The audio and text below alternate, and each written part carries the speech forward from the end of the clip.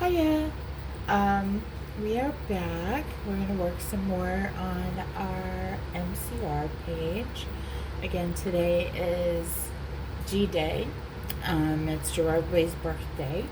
So I'm just kind of talking about My Chemical Romance and Gerard and some of my experiences with the band. And the I had told you guys before that I would find the name of the person who created this, and it is Anna Marine, I think. Marine, Marine.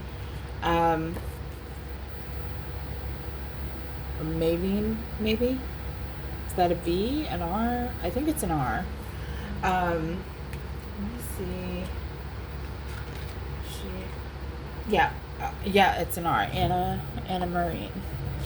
So, a friend of mine actually bought this for me. She bought me both the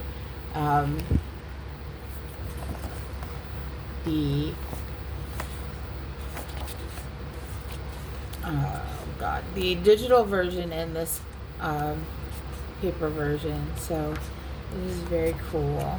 I enjoy this this coloring book comic book. But it's very pretty artwork. She did an amazing job. So, definitely, I don't know if it's still available, but if it is, definitely check it out. I know I found her on Instagram by her name. And we're going to work on her umbrella. You may have noticed I finished the cane of the umbrella, the handle, and I had to take a break to upload videos because I was out of bandwidth already and I'd only had an hour of content, so that was frustrating. But is what it is. One day we'll upgrade our technology here so that we can do better things, right? So the colors I used for the handle of the umbrella are black PC995 and 50%? Yeah, 30%. 30% cool gray 1061. So that's what we used for the handle. And I just kind of shaded where I thought I put the black, like, I think you can kind of see where the black is, because I just went in and threw the light gray all over after. So, but yeah, we're gonna work on her umbrella and her shirt, I think, for this one. And we're using dark purple 931, Mulberry 995, processed red 994, hot pink 993, and pink rose. The light is killing me. 1018. So let's get into it. So I've been kind of giving you guys stories about MCR, and the fact is I have a plethora of stories and memories that I could give you. However, I'm one of those people that believes that once you give it out, it no longer belongs to you. So I don't tend to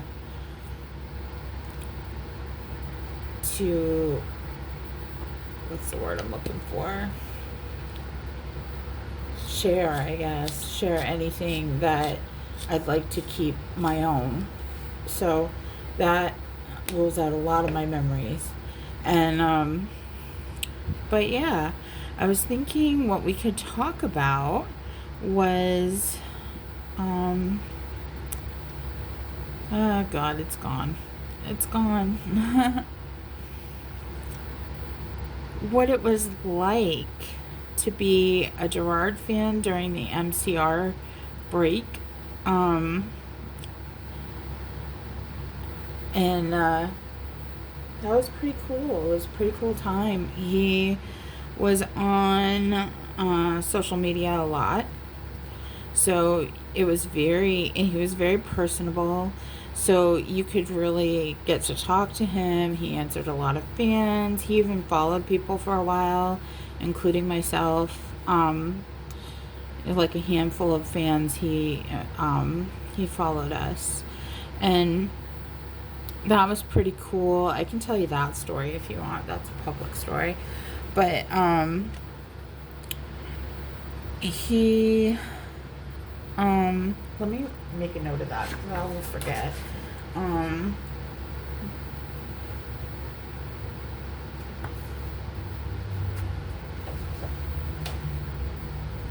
He was just very down to earth and sweet, which is what I've always known him to be. Like, I've met him many times to the point that he knows who I am. In fact, there's been times where friends of mine have gone to signings and I have said, hey, can you not put a phone in his face because that's rude, but kind of hold it like call me and then hold it down so it's not like obvious. And so he, and one friend, she told him, you know, she was telling him about MCRI and me and the website I ran, and she said, Bex is on the phone with me right now. And he said, oh, she is? And he grabbed her phone and said thank you to me. So that was really cool. Other friends have gone up to him and, you know, said, hey, could you sign this for Bex? And not only does he say, yeah, of course, like, I'll sign it for her, even though it's like an extra thing that they weren't actually supposed to ask for. But he's sweet, so he did it, and I'm not the only one he does it for. I probably shouldn't tell you that part, but he, like, you have to be, I think you have to be on his radar for him to do it, but I know of other people who are on his radar that he's done it for too. So and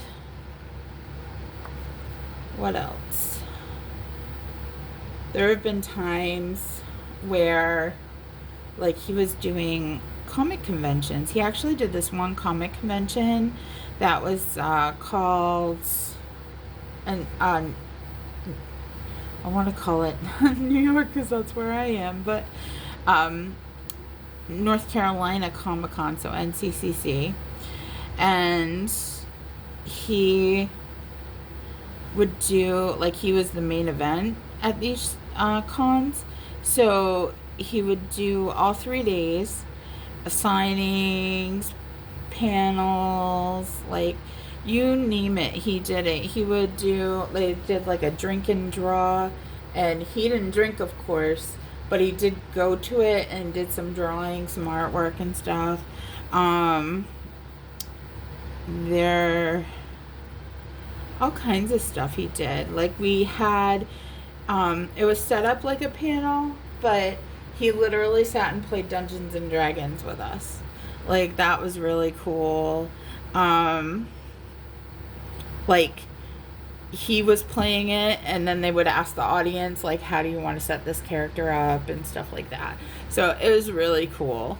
And they had a big overhead projector showing what he was doing, and on a big screen and stuff like that. Like, it was really cool. And yeah, what else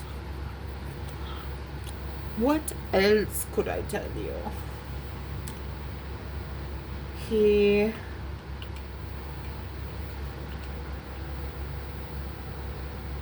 don't know, he's just, there was something, I was going somewhere with that. Oh, he would come out to me, like, he'd walk the floor and stuff, and I'd turn around and George was chasing, like, he was, like, walking right behind me. I was like, oh, hi. Like, this is unique. I'm supposed to be chasing you, sir. So that was really unique. I don't know. And by the way, like, he wasn't intentionally chasing me. He was behind me, walking like we were headed to the same place. Like, it was just coincidence. It wasn't him chasing me. So, he would go to the end of the stage. He hasn't chased me, but he that would be creepy. But he was going to the end of the stage to sign for fans, and they were ready to, move him along, and he was like, no, I'm going, no, I'm all right. And he waited for me to get up to him, and I was the last person he signed for. So, like, he definitely went out of his way at that point to make sure that I got an autograph. But again, I ran a fan page, things like that. Like, it was just very sweet that he looks out for the people who support him. Yeah, what else? What else can I tell you? Like, as I'm talking, memories float back into my head, and I'm like, oh, I could talk about that. And by the time I finish what I'm talking about, I forget.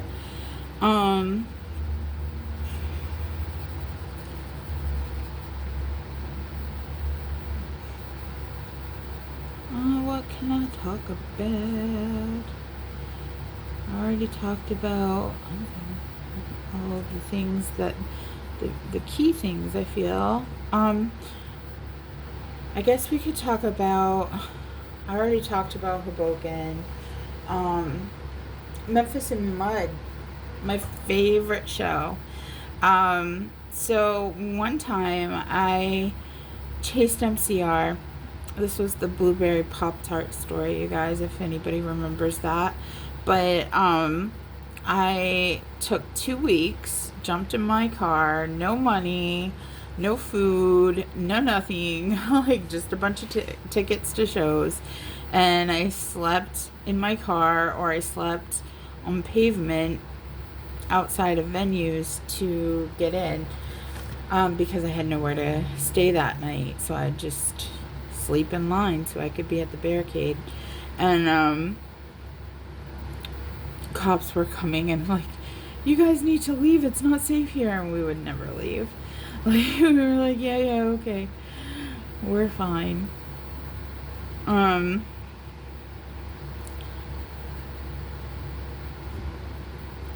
But yeah, I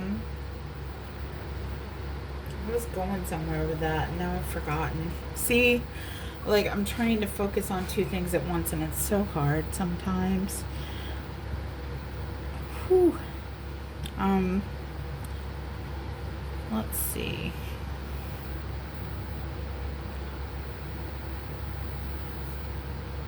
Oh, Memphis in Mud.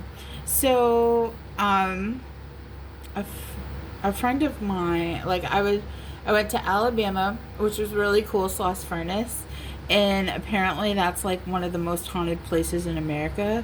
I thought that was really cool. Like, it's been featured on shows and stuff because of that.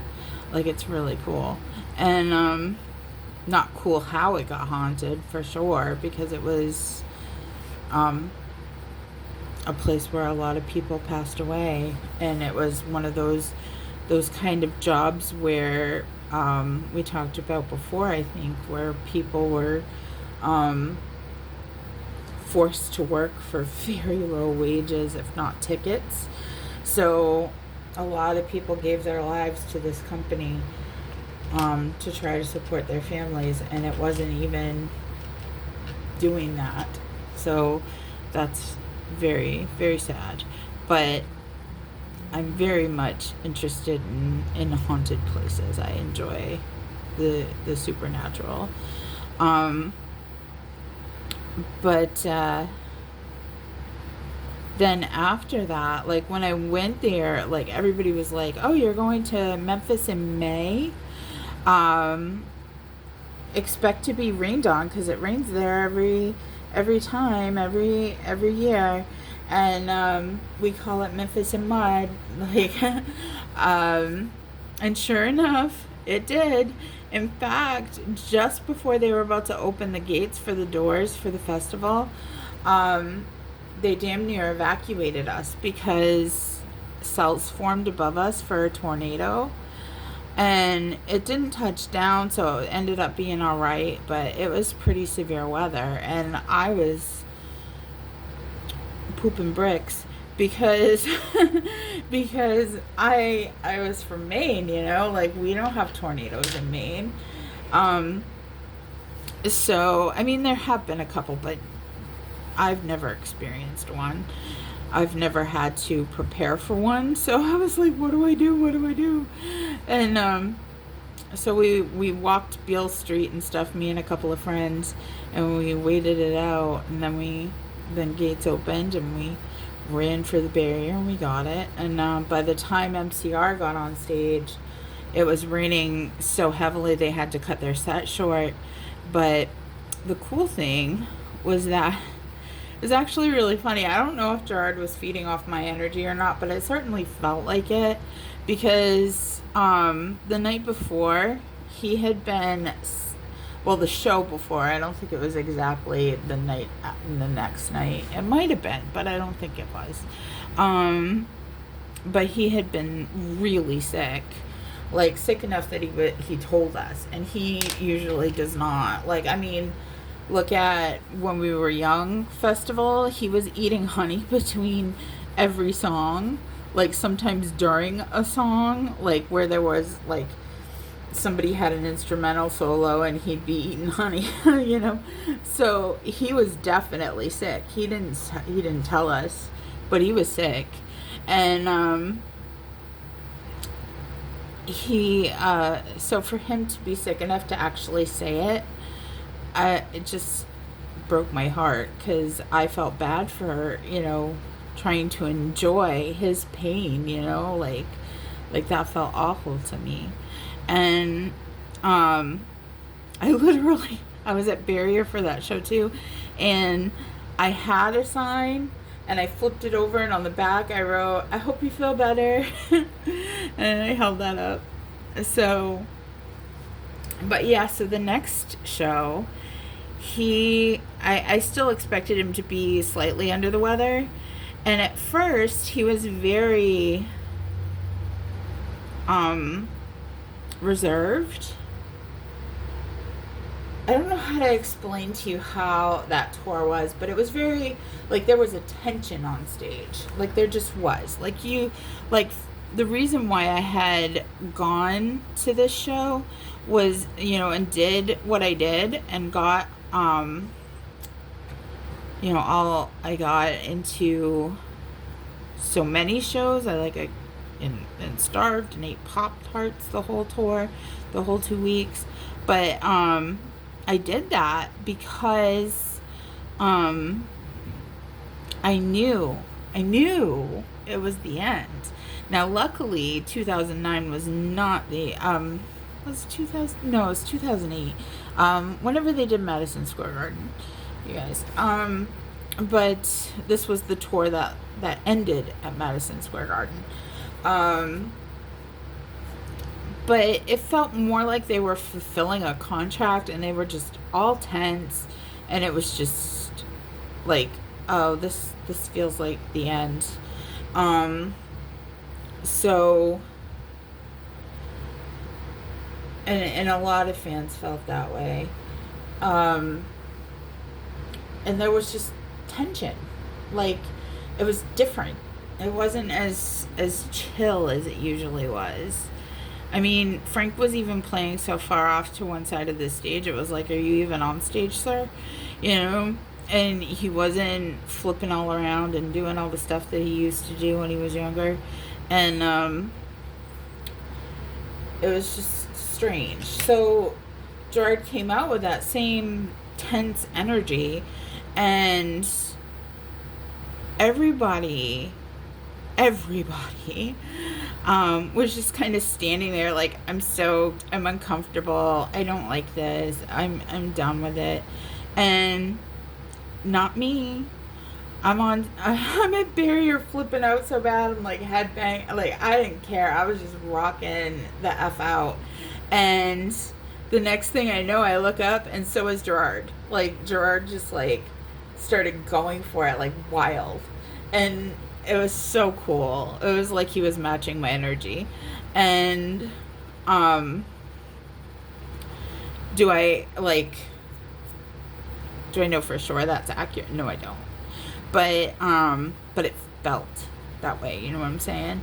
It doesn't, I've always told people that, you know, like, there used to be fans that would say, oh my God, Gerard looked at me.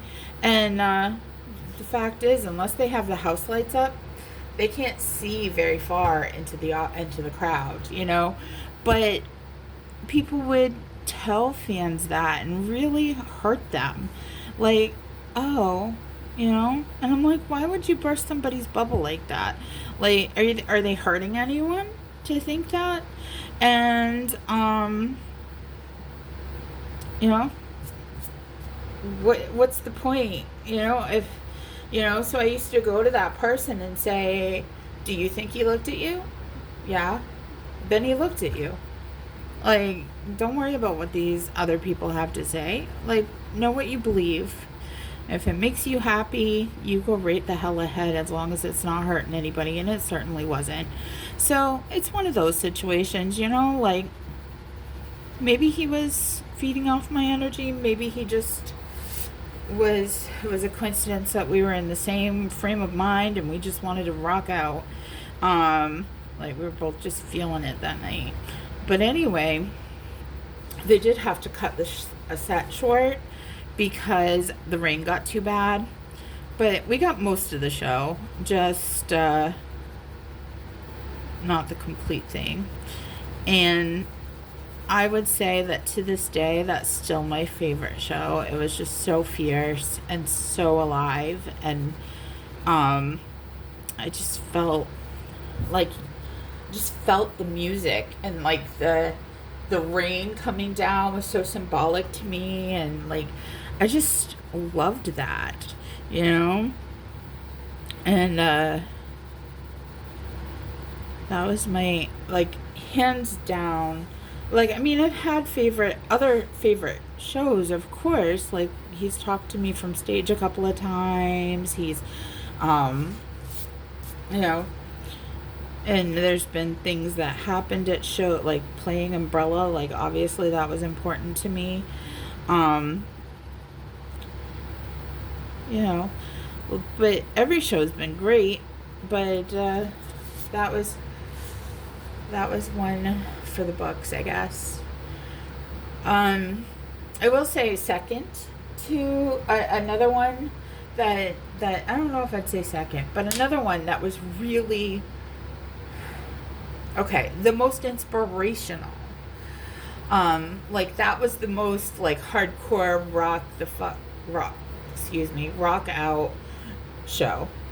The most inspirational show I ever saw MCR do in person was opening for Bon Jovi.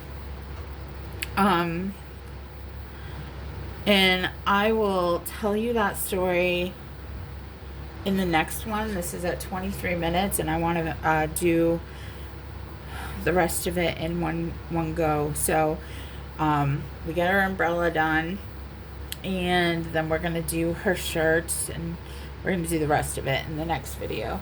But that's where we're at. What you think? You like her? I like her. So, oh, you know what I wanted to do? Let's do it. No, I wanted my polychromo.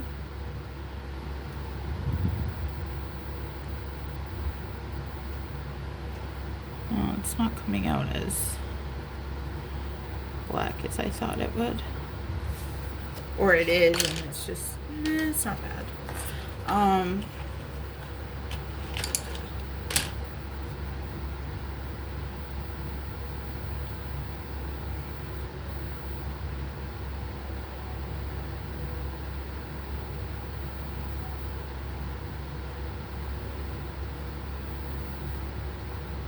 But yeah, in the next one, we will talk about him following me and the New Jersey show. How about that?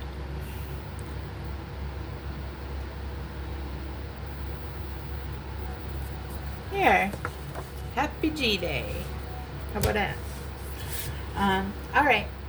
I am so glad you're here. I really appreciate you being here.